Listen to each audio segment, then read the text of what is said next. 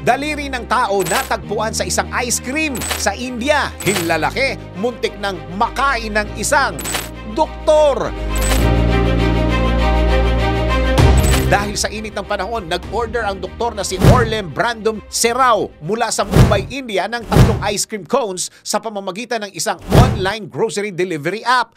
Habang kinakain ng butterscotch flavored ice cream, bigla siyang nakakagat ng isang matigas na bagay. Akala niya nung una, mani o tsokolate ito. Ngunit matapos iluwa, dito na tumambad sa harap niya ang isang putol na daliri ng tao. Ano nga ba ang buong pangyayari sa kwentong ito? Alamin natin.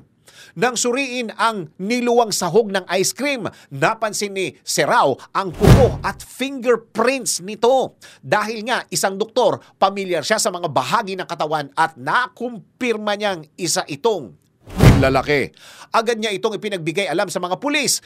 Ayon sa manufacturer ng Yumo Ice Cream, itinigil na nila ang produksyon ng naturang produkto. Tiniyak din nilang tutulong sa investigasyon hinggil sa insidente.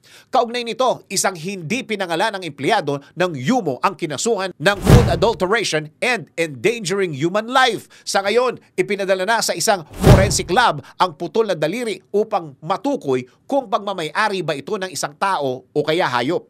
Naway magsilbi ang kwentong ito bilang paalala sa mga negosyante, partikular na sa mga pabrika na palaging bigyan ng pansin ang paggawa ng kanilang produkto dahil nakasalalay rito ang kaligtasan ng publiko at maging ng kanilang mga empleyado. Kung ikaw ang tatanungin, ano ang pinakakakaibang bagay na natagpuan mo sa iyong pagkain?